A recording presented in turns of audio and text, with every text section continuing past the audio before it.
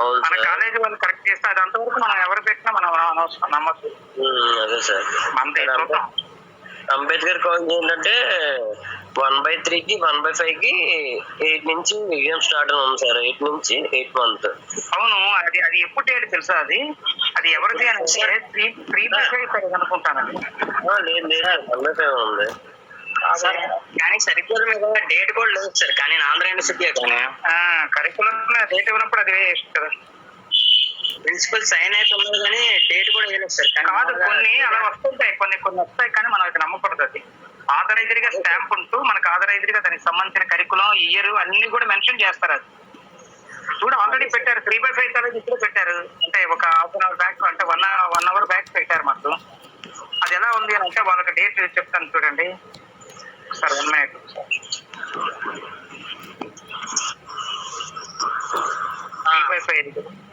3/5 sir. Seniors సంబంధించిన వాళ్ళ తల టైం టేబుల్ ఇచ్చారు. వాళ్ళ టైం టేబుల్ ఎలా అంటే ఎప్పటి నుంచి 17th డేట్ అంటే August 17th నుంచి ఇచ్చారు వాళ్ళది 3/5. సీనియర్స్ అయితే మనకి 3/5 అంటే థర్డ్ ఇయర్ వాళ్ళు ఉన్నారు కదా, ఫైనల్ ఇయర్స్ ఉన్నారు. 3 years తర్వాత 5 years లో 4th బ్యాచ్ వాళ్ళు ఉన్నారు. మనకి పొలిటికల్ సైన్స్ ఉండదు వాళ్ళకి ఎప్పటి నుంచి అంటే 4th. మీది కూడా మీకు ఆగస్ట్ మంత్ లో మాక్సిమం మీకు సెకండ్ వీక్ లో స్టార్ట్ అవుద్ది. August second week.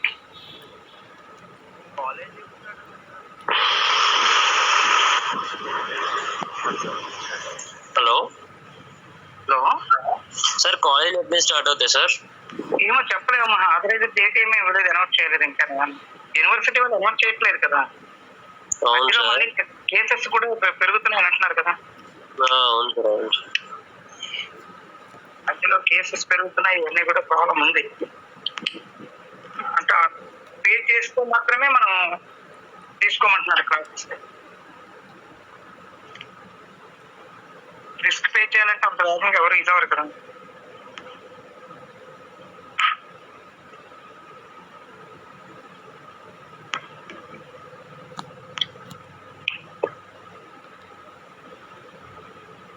మీ వరకు ఏంటంటే ఎగ్జామినేషన్ సంబంధించిన వరకు చాప్టర్ వైజ్ గా ప్రిపరేషన్ తీసుకోవడం బెస్ట్.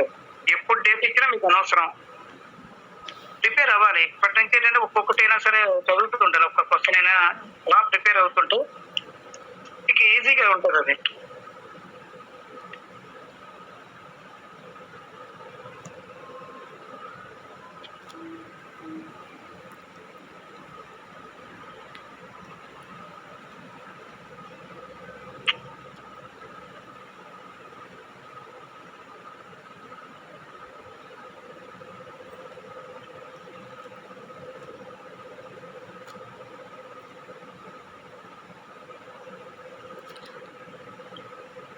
అది అదంటే ఎక్కువ మంది రాలేదు దానివల్ల. అయితే నెక్స్ట్ క్లాస్ టైం తెలుసు కదా వాళ్ళకి. ఎకనామిక్స్ క్లాస్ అవ్వకపోతే నెక్స్ట్ టైం తెలుసు కదా క్లాస్. సార్ త్రివేణికి నెట్వర్క్ ఇష్యూ అంట సార్, అందుకని జాయిన్ అవ్వలేదు. ఎవరికి? త్రివేణి సార్, అందుకే జాయిన్ అవ్వలేదు. ఓకే, నా ప్రాబ్లం.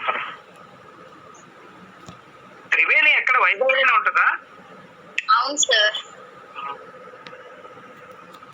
సరే,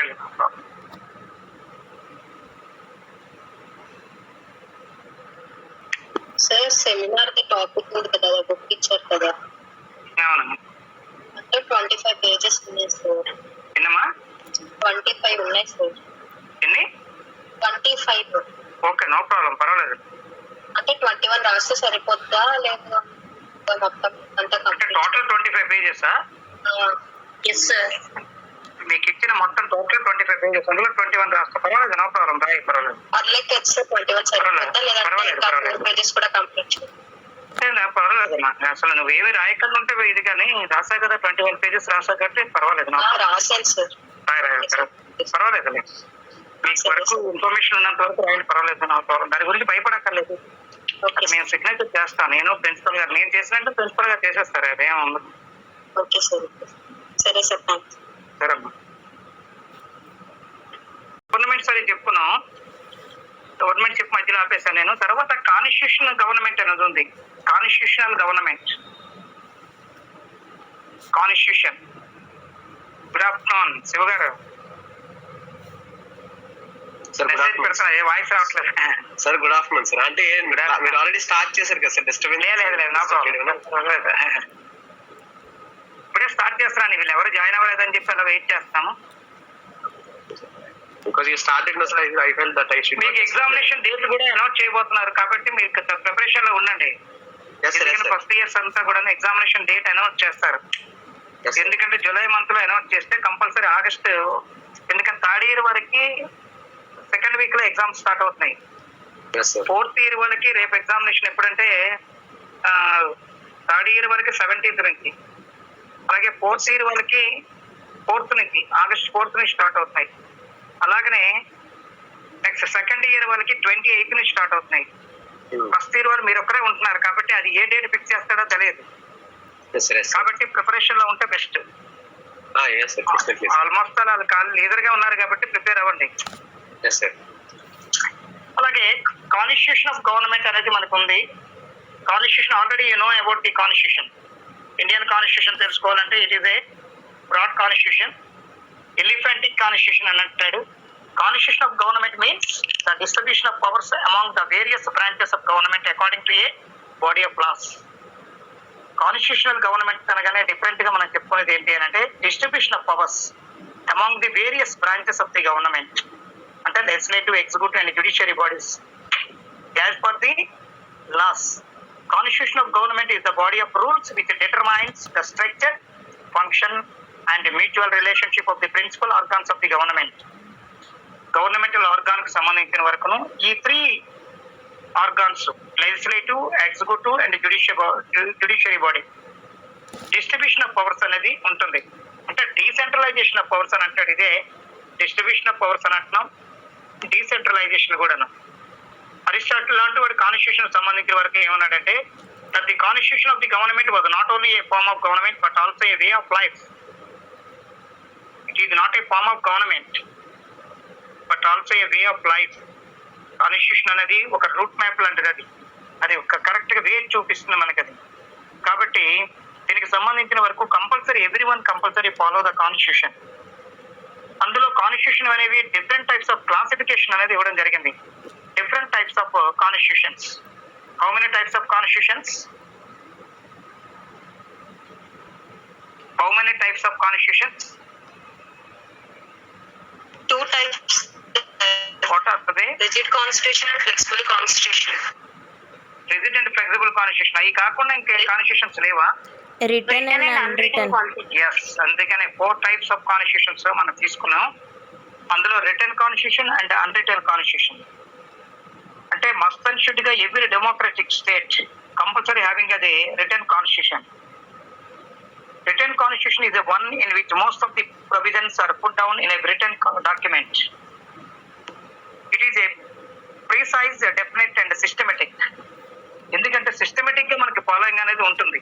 ఎందుకంటే లెజిస్లేటివ్ చేయవలసింది legislative body, executive body executive body. అంటే లెజిస్లేటివ్ సంబంధించిన what is the main function of the legislative body? What is the main function of legislative body? Making laws. Prepare the laws. Making laws అనేది. అలాగనే దానికి ఇచ్చే powers అంతవరకు ఉన్నాయి. చట్టాన్ని తయారు చేయడం వరకే దాని పరిమితి అంతే. Just only making laws. Legislative body చేసే పని అంతే, చట్టాన్ని తయారు చేయడం వరకే. ఆ చట్టం అనేది ఇంప్లిమెంట్ చేయవలసిన బాధ్యత ఎవరి మీద ఉంది అంటే implementation of the laws by the executive body. Executive body మీద డిపెండ్ అయి ఉంది. వాళ్ళు చట్టం తయారు చేసింది అనేది it is a good or bad deciding by the judiciary body. ఒకదానికి ఒకటి లింకప్ అయ్యి ఉన్నాయి. అందుకనే ఇండియాలో ఏముందంటే ఈ రిటర్న్ కాన్స్టిట్యూషన్ సంబంధించిన వరకు India and US are the very good examples of the return constitutions. Most of the modern governments have return constitutions. If ఎక్కువగా మోడర్న్ గవర్నమెంట్ సంబంధించిన వరకు ఎక్కువగా రిటర్న్ కాన్స్టిట్యూషన్ ఉంటాయి. కారణం ఏంటంటే రిటర్న్ డాక్యుమెంట్ ఎందుకు ఉంటుంది అని అంటే కంపల్సరీ మస్ట్ అండ్ షుడ్ గా the government systematic following mention in the constitution. అంటే వాళ్ళు ఏ విధంగా ఉండాలి, మరి మినిస్టర్ అనేవాడు ఈ విధంగా వర్క్ చేయాలి, క్యాబినెట్ మినిస్టర్స్ వర్కింగ్ ఫంక్షన్స్ ఏంటి, అలాగే స్టేట్ మినిస్టర్స్ ఫంక్షన్స్ ఇది, అలాగే డిప్యూటీ మినిస్టర్స్ ఫంక్షన్స్ ఇది, అలాగే స్టేట్ స్పీకర్స్ సంబంధించిన ఫంక్షన్స్ ఇది, అన్నీ కూడా కంపల్సరీ అందులో మెన్షన్ చేయబడి ఉంటాయి. కాన్స్టిట్యూషన్ వ్యతిరేకంగా ఎవరు వెళ్ళడానికి వెళ్ళలేదు. Everyone must and should compulsory follow the written constitution. ఇక్కడ రిటర్న్ కాన్స్టిట్యూషన్ లో మస్ట్ అండ్ షుడ్ గా ఉంటుంది కాబట్టి కంపల్సరీ దాన్ని ఫాలో అవ్వాలి. అలాగనే some nations are following the unwritten constitution just like అది యూకే. అక్కడ అన్రిటర్న్ కాన్స్టిట్యూషన్ అనేది అంతా, ఎందుకంటే వాళ్ళకి ఏమీ ఉండవు. అంటే అక్కడ ఏమవుతున్నారు, కింగ్ అండ్ క్వీన్ వాళ్ళకి సంబంధించిన నామినల్ పవర్స్ ఉంటూ and also following the from the parliament కి సంబంధించిన వరకు. And unwritten constitution is one which is not prepared by the Constituent Assembly. It is a product of the history and a result of the evolution. It consists of the customs and conventions, traditions and some written laws such as Magna Carta 12 and 15, అలాగే Bill of Rights 1689 and Parliament Acts of 1911 and 1949. వీటిని follow అవుతూ ఉంటాయి వాటి Magna కార్టా కానీ, అలాగే bill of rights కానీ, అలాగే parliament acts కానీ, వాటిని మాత్రమే ఫాలో అవుతూ దాని ప్రకారంగా వాళ్ళు వెళ్తారంతే. The UK is the only example of the unwritten constitution. యూకేని ఎక్కువగా మనం తీసుకోవచ్చు అన్రిటర్న్ కాన్స్టిట్యూషన్ గా. ఇక్కడ కూడా నామినల్ అండ్ రియల్ పవర్స్ అనేవి ఉన్నాయి. ఇక్కడ కూడా నామినల్ అండ్ రియల్ పవర్స్ ఉన్నాయి. Who is the nominal in the UK? యూకేలో నామినల్ ఎవరు? ఇండియాలో who is the nominal? Who is the nominal executive in India? President. President. Real executive prime minister. Prime minister ఉంది. అలాగే యూకేకి వచ్చేటప్పటికి కూడా అక్కడ కూడా నామినల్ ఉంది. నామినల్ అనగానే నామినల్ ఎగ్జిక్యూటివ్ ఎవరు? Who is the nominal executive in the UK unwritten constitution లో? నామినల్ ఎగ్జిక్యూటివ్ అక్కడ ఏమవుతుందంటే కింగ్ ఆర్ క్వీన్. మనకు ప్రెసిడెంట్ అనుకుంటున్నాం, వాళ్ళకి కింగ్ అండ్ క్వీన్. అలాగే నెక్స్ట్ ఇంకోటి వచ్చేటప్పటికి ఇక్కడ రియల్ ఎగ్జిక్యూటివ్ వచ్చే ప్రైమ్ మినిస్టర్ అండ్ పార్లమెంట్. అందుకనే మదర్ ఆఫ్ ది పార్లమెంట్ అని అంటాం. Return parliament is called as the mother of parliament. దాని నుంచి మనం ఫాలో అవుతున్నాం, ఆ కాన్స్టిట్యూషన్ నుంచి మనం ఎక్కువగా ఫాలో అవుతూ ఉంటాం. కాబట్టి ఈ రెండు కూడాను రిటర్న్ అండ్ అన్రిటర్న్ కాన్స్టిట్యూషన్స్. కొన్ని డిఫరెన్సియేషన్ కూడా ఉన్నాయి ఇందులో. అంటే రిటర్న్ డాక్యుమెంట్ అనేది ఒకటి ఉంటుంది, అన్రిటర్న్ డాక్యుమెంట్ అనేది ఒకటిగా మనం చెప్పుకుంటాం. అలాగనే and unwritten constitution is the result of the historical growth because it is based on the customs and convention. చూసారా, కస్టమ్స్ అండ్ ట్రెడిషన్స్ మీద డిపెండ్ అయి ఉంటుంది అన్రిటర్న్ కాన్స్టిట్యూషన్. ఇది కంపల్సరీ ఫాలో ది. ఇప్పుడు మన స్టూడెంట్ సొసైటీలో if you are living in the society compulsory follow the rules and regulations of the society. మనం సొసైటీలో ఉన్నామంటే కంపల్సరీ మనం రూల్స్ అండ్ రెగ్యులేషన్స్ ఫాలో అవ్వాలి. ఇష్టం వచ్చినా మనం బిహేవ్ చేస్తామని అనుకుంటాం కాదు, దానికి సంబంధించిన వరకనే మనం ఉండాలి. ఆ ట్రెడిషన్స్ మనం ఫాలో అవ్వాలి. ఫారిన్ కంట్రీ లాగా ఇక్కడ మనం ఇండియన్ కంట్రీలో మెన్షన్ చేస్తామని అంటే డిఫరెంట్ గా ఉంటుంది. ఎందుకంటే మన ఇండియన్ ట్రెడిషన్ అనేది డిఫరెంట్, ఇండియన్స్ కస్టమ్స్ అది డిఫరెంట్. కాబట్టి అన్రిటర్న్ కాన్స్టిట్యూషన్ లో ఎలా ఉంటుంది అని అంటే ట్రెడిషన్స్ అండ్ కస్టమ్స్ మీద, వాళ్ళు కూడా ట్రెడిషన్స్ అండ్ కస్టమ్స్ మీద డిపెండ్ అవుతారు. ట్రెడిషన్స్ అండ్ కస్టమ్స్ కూడా చట్టానికి సంబంధించిన వరకు మనం ఇంతకు ముందు చెప్పుకున్నాం. సోర్సెస్ ఆఫ్ లా చెప్పుకునేటప్పుడు మనం చెప్పాం సోర్సెస్ ఆఫ్ లాలో one of the source traditions and customs. కాబట్టి చట్టాన్ని తయారు చేయడంలో ఈ రెండు కూడా ట్రెడిషన్స్ అండ్ కస్టమ్స్ కూడా మెయిన్ రోల్ అనేది ఉంటుంది. అలాగనే written constitution the rights of the people are guaranteed by the constitution. అంటే ఇక్కడ ఏమవుతుంది, రిటర్న్ కాన్స్టిట్యూషన్ లో కంపల్సరీ ఎవ్రీ సిటిజన్ హ్యావింగ్ అదే సమ్ రైట్స్. ఇక్కడ గ్యారంటీ అనేది ఇవ్వడం అంటే protect the rights from the constitution. Constitution నుండి అన్ని రైట్స్ మనం తీసుకుంటాం, రైట్ ప్రొటెక్ట్ చేయబడుతున్నాం. అన్రిటర్న్ కాన్స్టిట్యూషన్ లో ప్రొటెక్షన్ ఉంటుంది కానీ గ్యారంటీ అనేది ఉండకపోవచ్చు. అన్రిటర్న్ కాన్స్టిట్యూషన్ లో ఏముంటది అని అంటే వాళ్ళకి గ్యారంటీ అనేది ఉండదు, అందుకని వాళ్ళకి కూడా రైట్స్ అనేవి ఇస్తారు. అన్రిటర్న్ కాన్స్టిట్యూషన్ లో కూడా రైట్స్ ఉంటాయి కానీ బట్ నాట్ ఏ ప్రొటెక్టెడ్. అక్కడ ప్రొటెక్ట్ చేయడం అనేది అంత జరుగుతుంది. In the case of the return constitution there is a distinction between the law making procedure and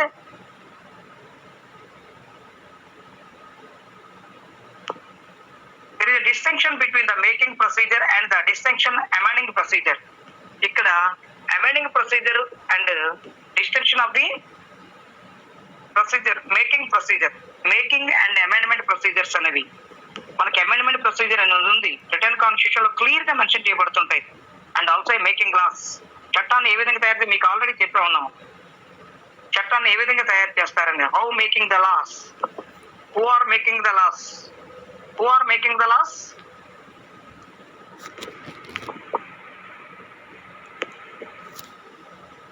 Who are making laws?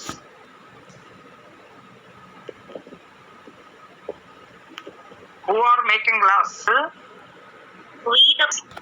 ఇక్కడ మనకి తయారు చేసేది అంటే people representatives making the laws. చట్టాన్ని తయారు చేసేది ఎవరు అంటే డెమోక్రసీ స్టేట్ లో people houses, people representatives preparing the laws. చట్టాన్ని తయారు చేసేది వాళ్ళే. ఆ చట్టం ఎలా తయారు చేయబడుతుందో మనం ఇంతకు ముందు చెప్పాం స్టెప్ వైజ్ గా. అంటే ఇంట్రడ్యూస్ చేస్తారు, తర్వాత first reading and second reading and third reading అవుతుంది. అక్కడ 2/3 majority accepted, then the bill is going to the another house, the same procedure continue the another house, then the bill is going to the President of India. Finally accepted by the President, the bill is acting as a act. సరే, first బిల్లే అది, చిన్న ప్రతి అని. Bill అంటే ఏంటి? Small paper, అంటే ఒక చిన్న స్మాల్ ప్రతి అని, అంటే ఒక స్మాల్ పేపర్స్ లాగానే వస్తుంది బిల్. ఆ బిల్ అనేది ఏమవుతుంది? ఆ bill acting as a act, bill is acting as a act, చట్టంగా మారిపోతుంది. ఆ చట్టం మారడానికి మనం ప్రొసీజర్ చెప్పుకున్నాం ఇంతకు ముందు. లా మేకింగ్ ప్రొసీజర్ చెప్పానా లేదా? చెప్పారంటే మళ్ళీ మమ్మల్ని అడుగుతారు సార్ అని అంటారు. లా మేకింగ్ ప్రొసీజర్ లో మనం చెప్పుకున్నాం కదా. ఇప్పుడు నేను చెప్పిందే, introducing in the house by any member, first reading and second reading and third reading completed, then the taking the voting in the house, 2/3 majority accepted the bill is going to the another house also same procedure following by the lower house చేసిన procedure ని second house కూడా follow అవుతుంది. then accepted by 2/3 majority by the second house, then the bill is going to the President of India. Finally, the President accepted the bill is acting as a, after accepted by the President, the bill is acting as a act. చట్టంగా మారిపోతుంది. చూసారా, చట్టం తాలూకా procedure ఈ విధంగా ఉంటుందని మనం ఇంతకుముందు చెప్పుకున్నాం. అందుకనే making procedure and amendment procedure compulsory mention in the constitution లో అది మెన్షన్ చేయబడి ఉంది. అలాగే rigid constitution and flexible constitution అని ఉన్నాయి. What is the rigid constitution? Rigid constitution అంటే we cannot amend the constitution. yes, it's a very difficult. Daulat చెప్తుంది amendment procedure is very difficult అని నేను చెప్పేది correct. It very difficult. Rigid అంటేనే difficult. అంటే amendment procedure is very difficult. మన దగ్గర amendment చేయాలి అని అంటే చాలా తగ్గి వస్తుంది. మీకు ఇంతకుముందు ఎగ్జాంపుల్ గా నేను చెప్పుకున్నాను ఒకటి. ఇంతకుముందు ఎగ్జాంపుల్ ఒకటి చెప్పాను నేను. ఎందుకంటే నేను సీనియర్స్ చెప్తున్న క్లాసెస్ లో 73rd అమెండ్మెంట్ యాక్ట్ గురించి చెప్పారు మీకు. 73rd అమెండ్మెంట్ యాక్ట్ 1990లో పివి నరసింహారావు గవర్నమెంట్ లో చేసేటప్పటికి దానికి ప్రీవియస్ లో ఇద్దరు ముగ్గురు ప్రైమ్ మినిస్టర్లు మారిపోయారు. వాళ్ళు ఇంట్రడ్యూస్ చేసింది బిల్ అది. వాళ్ళు ఇంట్రడ్యూస్ చేశారు అది. ఇప్పుడు 19 అంటే దాని అమెండ్మెంట్ ఏంటంటే 64 and 65. 64 అది. 64 అమెండ్మెంట్ లో వాళ్ళు చేశారు. ఎందుకంటే అందులో 64 లో వాళ్ళు ఏం చేశారు అంటే constitutional identification, recognition of the local self governments అని ఇచ్చాడు. Recognition of local self governments అంటే మనకి అంతవరకు మనకున్నాయి కాన్స్టిట్యూషన్ లో. కానీ లోకల్ సెల్ఫ్ గవర్నమెంట్ ఏంటంటే ఆ కాన్స్టిట్యూషనలైజ్ రికగ్నైజేషన్ ఇవ్వాలి. అది అమెండ్మెంట్ ప్రొసీజర్ చేయాలి అని చెప్పి 64th అమెండ్మెంట్ యాక్ట్ అనేది ఇంట్రడ్యూస్ చేశారు. ఎవరు who is the prime minister at the time of the 1985? 85 లో ప్రైమ్ మినిస్టర్ ఎవరు మనకి? సార్ మేము అప్పుడు చాలా చిన్నవాళ్ళం సార్. ఎవరు? ఇందిరాగాంధీ సార్. ఇందిరాగాంధీ 84 లో కదా అయిపోయింది, చనిపోయింది కదా. రాజీవ్ గాంధీ సార్. రాజీవ్ గాంధీ నెక్స్ట్ వాళ్ళ సన్నే తీసుకొచ్చాడు. రాజీవ్ గాంధీ టైంలోనే మనకి 64th అమెండ్మెంట్. ఎందుకంటే ఆయన టైంలో చాలా వరకు మోడర్న్ ఎడ్యుకేషన్ కానీ టెక్నాలజీ డెవలప్మెంట్ అనేది బాగా జరిగింది. ఎందుకంటే ఆయన తీసుకొచ్చిన అమెండ్మెంట్స్ కానీ ఆయన తీసుకొచ్చిన టెక్నికల్ ఇవన్నీ కూడా చాలా చాలా మంచిది. ఇంకా ఆయన కొంతకాలం ఉంటే ఇంకా బాగానే ఉండేదేమో. ఎందుకంటే ఆయన మధ్యలో చనిపోయాడు కాబట్టి తర్వాత వచ్చిన ప్రైమ్ మినిస్టర్ లో కొంతవరకు లాస్ట్ ప్రీవియస్ కూడా ఓల్డే. ఆయనకు సంబంధించిన ఓల్డ్ మెథడ్స్ ని యూజ్ చేసేవాడు తప్పించి but not following the new methods. తర్వాత రాజీవ్ గాంధీ ఇంట్రడ్యూస్ చేశాడు 64th అమెండ్మెంట్ 1985. 84 వాళ్ళ మదర్ చనిపోయిన తర్వాత 85కి వచ్చేటప్పటికి ఇంట్రడ్యూస్ చేశాడు. కానీ మన ఇండియన్ పార్లమెంట్ లో ఉండే దౌర్భాగ్యం ఏంటంటే ఫస్ట్ హౌస్ అంతా కూడా ఏముంది అని అంటే కాంగ్రెస్ కి మెజారిటీ ఉంది, సెకండ్ హౌస్ కాంగ్రెస్ మెజారిటీ లేదు రాజ్యసభలో. First Lok Sabha accepted the bill. ఆ అమెండ్మెంట్ ప్రొసీజర్ ని 64th అమెండ్మెంట్ ని యాక్సెప్ట్ చేసింది Lok Sabha. Then that bill is going to the second house. రాజ్యసభలోకి వెళ్ళింది. అక్కడ కాంగ్రెస్ కు మెజారిటీ లేకపోవడం వల్ల ఏం చేశారంటే వాళ్ళు యాక్సెప్ట్ చేయాల, అది అయిపోయింది, డ్యాన్స్ అయిపోయినట్టుగానే వాళ్ళు యాక్సెప్ట్ చేయకపోవడంతో అలాగ ఉండిపోయింది. నెక్స్ట్ రాజీవ్ గాంధీ చనిపోయిన తర్వాత then continue the prime minister. Rajiv Gandhi తర్వాత వచ్చే ప్రైమ్ మినిస్టర్ ఎవరు? Who is the prime minister after Rajiv Gandhi? Rajiv Gandhi తర్వాత వచ్చే ప్రైమ్ మినిస్టర్ ఎవరు? విపి సింగ్ సార్. విపి సింగ్ అంటే విశ్వనాథ ప్రతాప్ సింగ్. ఎన్డీఏ గవర్నమెంట్ సంబంధించిన వరకు విశ్వనాథ ప్రతాప్ సింగ్ అనే అతను వచ్చారు. ఆయన కూడా ఇంట్రడ్యూస్ చేశాడు కానీ వాళ్ళ గవర్నమెంట్ ఎక్కువ టైం లేదు, మధ్యలోనే పడిపోయింది. అది గవర్నమెంట్ అనేది 1 or 2 years లో అది ఫాల్ డౌన్, గవర్నమెంట్ పడిపోయింది. అప్పుడు దెన్ న్యూ గవర్నమెంట్ అనేది ఫామ్ అయింది. ఇంకో గవర్నమెంట్ వచ్చింది. ఆ గవర్నమెంట్ సంబంధించిన వరకు 1990లో వచ్చిన government 1992 PV Narasimha Rao prime minister. ఆయన ఏం చేశారంటే 64th amendment 73rd amendment act గా ఇంట్రడ్యూస్ చేశాడు. 73rd and 74th panchayats and Nagarapalika act అని పెట్టాడు. అప్పుడు ఏమందంటే both houses are accepted. Then the president of India accepted that bill that bill is continued. Now recently all panchayats are following that amendments. దాన్ని follow అవుతున్నాం మనం ఇప్పుడు కూడా ప్రెసెంట్. అంటే మన ప్రొసీజర్ ఎలా ఉంది అని అంటే రిజిడే, sometimes follow the rigid constitution. రిజిడే మనది చాలా difficult. Amendment procedure is very difficult. దానికి ఎగ్జాంపుల్ అందుకనే మీకు చెప్పాను. ఎందుకంటే మనది ఏమంటుందంటే రిజిడ్ అండ్ ఫ్లెక్సిబుల్ కాంబినేషనే. Sometimes follow the flexible, sometimes follow the rigid. ఇప్పుడు నేను చెప్పింది రిజిడే. ఎందుకు ఎన్నో సంవత్సరాలు అయిపోయింది. 85లో అయింది, 92 వరకు అంటే అన్ని దగ్గర 5-7 years అయిపోయింది. 7 years వరకు ఆ అమెండ్మెంటే జరగల. కాబట్టి it is a very difficult. Rigid constitution is which cannot be easily amended. Amendment అనేది ప్రొసీజర్ అనేది వెరీ డిఫికల్ట్. కాబట్టి దీనికి సంబంధించి division of powers among the legislature, executive and judiciary are clear and definite. అన్ని కూడా మెన్షన్ చేయబడి ఉన్నాయి. అలాగే ఫ్లెక్సిబుల్ కాన్స్టిట్యూషన్ లో ఎలా ఉంటుంది అని అంటే ఫ్లెక్సిబుల్ కాన్స్టిట్యూషన్ లో amendment procedure is very easy.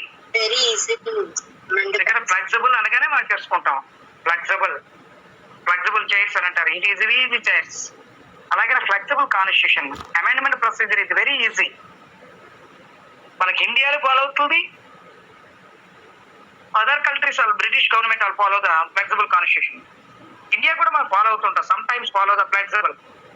A flexible constitution is one which can be amended easily. There is no difference between the ordinary law making procedure and the constitutional amendment procedure.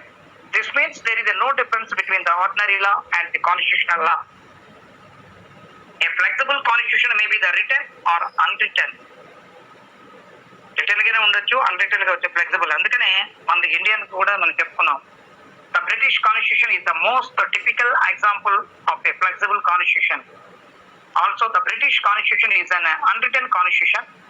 Under a flexible constitution, the legislature is supreme. ఇక్కడ కూడా మీకు ఏమవుతుందంటే legislature is the supreme, అందుకనే parliament ఈ supreme అని అంటాడు. The judiciary has no powers of the judicial review.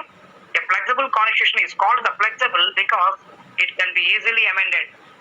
కాబట్టి ఈజీగా అమెండ్మెంట్ చేయడానికి ఈ ప్రొసీజర్ చేయడం అనేది ఈజీగా ఉంటుంది. కాబట్టి కాన్స్టిట్యూషన్స్ వర్గంగా వచ్చేది తీసుకుంటే రిటర్న్ ఉంది, అన్రిటర్న్ ఉంది, రిజిడ్ ఉంది, ఫ్లెక్సిబుల్ ఉంది. ఈ కాన్స్టిట్యూషన్ మనం ఫాలో అవుతున్నాం. ఇందులో మెరిట్స్ ఉన్నాయి, డిమెరిట్స్ ఉన్నాయి. ఇందులో మెరిట్స్ ఉంటాయి. రిజిడ్ కాన్స్టిట్యూషన్ వల్ల మెరిట్స్ ఉన్నాయి, అలాగే flexible constitution having some merits ఇందులో కూడా ఉంది. అలాగే కాన్స్టిట్యూషనల్ అమెండ్మెంట్ ప్రొసీజర్ కూడా మనం తీసుకుంటే కాన్స్టిట్యూషనల్ అమెండ్మెంట్ లో rigid constitution cannot be amended easily. The Constitution of the United States can be amended by either of the following two methods. Rigid constitution తీసుకుంటే two types లో amendments తీసుకుంటారు. అందులో ఎలా అంటే a proposal for amendment is to be made by 2/3 of each house of the Congress. అలా చూసుకోండి, amendment అనేది a proposal for amendment is to be made by the 2/3 of each house of the Congress. The same is to be rectified by the 3/4 of the state legislatures or the convention called by the 3/4 of the states. అదే parallel గా తీసుకుంటే 3/4 of states accepted that amendment. రెండవది ఏంటంటే a proposal for amendment is to be made by convention called by the 2/3 of the state legislatures, which is to be ratified by the 3/4 of the state legislatures or by the convention convented by the 3/4 of states. అంటే ఇక్కడ 2/3 majority అని మనం అనుకుంటాం, కానీ అక్కడికి వచ్చేట 2/3 తీసుకుని and also following the states 3/4 of the state legislatures తీసుకుంటాడు, లేదంటే 3/4 ఆఫ్ ది స్టేట్స్ తీసుకుంటారు. కాబట్టి different methods following in the rigid constitutions. In Indian Constitution, certain articles can be amended by the Parliament by simple majority, such as alternation by the boundaries of the state. Certain other articles dealing with the fundamental rights and directive principles of state can be amended by the Parliament 2/3 majority. ఎక్కువగా in Indian Constitution, certain articles can be amended by the Parliament by simple majority తో తీసుకునేది ఏంటంటే boundaries, alteration of the boundaries change చేసేటప్పుడు general మెజారిటీని తీసుకుంటుంది. But fundamental rights and directive principles of state policy, which part indicating the fundamental rights in the Indian Constitution, which part introducing the fundamental rights in the Constitution, in Indian Constitution లో ఏ part fundamental rights ని introduce చేస్తుంది? Constitution లో which part introducing the fundamental rights in Indian Constitution? Article 13 to 35 sir. నేను article అనలేదు, part అని చెప్పాను. నేను part 12 parts అని మనం చెప్పుకున్నాం కదా. కాన్స్టిట్యూషన్ అనేది 12 పార్ట్స్ గా ఉంటుందని, లేదా 24 పార్ట్స్ గా మనం చెప్పుకుంటాం. కరెక్ట్. దౌలత్, నీ వాయిస్ రావట్లేదా? థర్డ్ పార్ట్ కాన్స్టిట్యూషన్ లో third part indicating the fundamental rights. అది ఆర్టికల్ 14 దగ్గర స్టార్ట్ అవుతుంది, 35 ఉంది, 35, 33, 34 ఆర్టికల్స్ వరకు చేస్తుంది. అలాగే directive principles of state policy, which part indicating the directive principles of state policy in the constitution? Directive principles of state policy అంతే. ఎప్పుడు బాగా గుర్తుపెట్టుకోండి, ఫండమెంటల్ రైట్స్ అనేది థర్డ్ పార్ట్. నెక్స్ట్ కంటిన్యూషన్ లోనే ఉంటుంది directive principles of state policy అనేది. అదే సూత్రాలు ఎప్పుడు కూడా ఉంటాయి, ఎందుకంటే ఫండమెంటల్ రైట్స్ కి directive principles, what is the difference between the fundamental rights and directive principles of state policy? రెండింటికి డిఫరెన్స్ ఏంటి?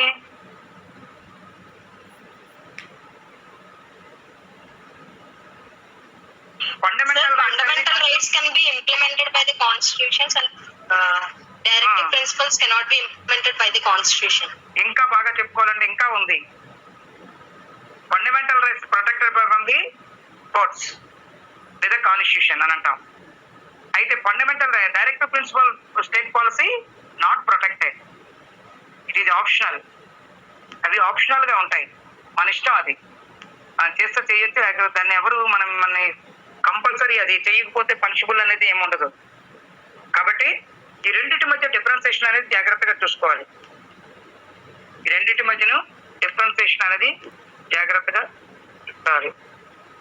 కాబట్టి ఈ రెండింటి మధ్యను ఈ రెండు చేసేటప్పుడు మాత్రం అంటే fundamental rights and directive principles of state policy ఈ రెండు అంటే అమెండ్మెంట్ చేసేటప్పుడు మాత్రం కంపల్సరీ ఏంటంటే 2/3 majority, compulsory 2/3 majority follow by the Indian parliament. Indian parliament compulsory follow అవుతుంది. ఇండియన్ పార్లమెంట్ అనేది కంపల్సరీ ఫాలో అవుతుంది. కాబట్టి అమెండ్మెంట్ ప్రొసీజర్ లో ఈ విధంగా ఉంటుంది. కాబట్టి చూసుకోండి, కాన్స్టిట్యూషన్ అనేది classifications of constitutions and amendment procedure. Okay, దీని మీద ఏమైనా డౌట్స్ ఉంటే అడగండి. Are having any doubts?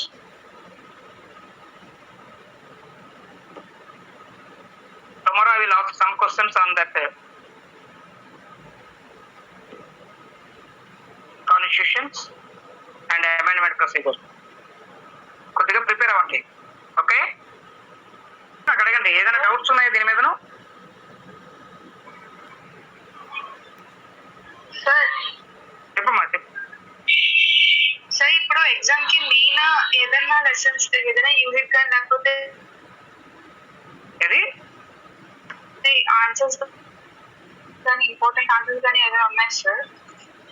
ఇది దేనికి ఆన్సర్స్ మీద రాసుకుంటున్నారు కదా మీరు? సెమిస్టర్ అలా కదా, సెమిస్టర్ ఉన్న ఆన్సర్సే కదా సార్? అంటే సేమ్ అవే. మీరు ఏం చేస్తారంటే ఎగ్జామినేషన్ కంటే 15 పేజీలు 20 పేజీలు రాసేయక్కర్లేదు. మీరు రాసేటప్పుడు లిమిటెడ్ గా చూసుకుని ఎస్ఐ క్వశ్చన్లకి లిమిటెడ్ గాను ఆ సైడ్ హెడ్డింగ్స్ అనేది మస్ట్ అండ్ షుడ్ గా రాయాలి ఏ దానికైనా సరే. నేను చెప్పాను కదా, ఇంట్రడక్షన్ పార్ట్ రాస్తూ డెఫినేషన్స్ ఇస్తూ దానికి సంబంధించిన ఏవో ఉంటాయి, దానికి సంబంధించిన కాన్సెప్ట్ ఉంటుంది, ఆ పార్ట్ రాస్తూ కన్క్లూజన్ క్లోజ్ చేయాలి. టైం అనేది వెరీ వెరీ ఇంపార్టెంట్. మీరు ఇచ్చే టైంని జాగ్రత్తగా చూసుకోవాలి. ఎందుకంటే చాలా మంది క్వశ్చన్ పేపర్ చూసినట్లే చాలా హ్యాపీ ఫీల్ అవుతారు. ఎందుకంటే all are very easy questions అని. అన్ని క్వశ్చన్స్ వస్తేనే సంతోషంలో ఏం చేస్తారంటే ప్రతి క్వశ్చన్ అంటే రాసేటప్పుడు చాలా టైం తీసుకుంటారు. కాబట్టి దానివల్ల చాలా క్వశ్చన్స్ మిగిలిపోతాయి, ఆన్సర్స్ రాయడం ఆగిపోతాయి. అందుకనే ముందుగా షార్ట్ ఆన్సర్ క్వశ్చన్స్ అటెంప్ట్ చేసి then follow the essay questions. Okay sir, అంటే ఇప్పుడు నేను అసైన్మెంట్ లో ఉన్న క్వశ్చన్స్ రాస్తే ఐ మీన్ ప్రిపేర్ అవుతే సరిపోతుంది సార్? చాలు చాలు, అంతే అంతేనమ్మా, అంతే. ఓకే మీకు అసైన్మెంట్ ఇచ్చింది అందుకే కదా, ఎందుకంటే రిఫరెన్స్ కు ఉపయోగపడతాయి అని చెప్పి అసైన్మెంట్ రాయిస్తున్నాం. ఎగ్జామినేషన్ పర్పస్ లో రిఫరెన్స్ ఉంటుంది అనే ఉద్దేశంతో నేను రాయిస్తున్నా ఇంపార్టెంట్ క్వశ్చన్స్ అయ్యి అవి రిఫర్ చేసుకోవటమే అంతే. Okay okay sir, okay sir, thank you sir. Bye sir.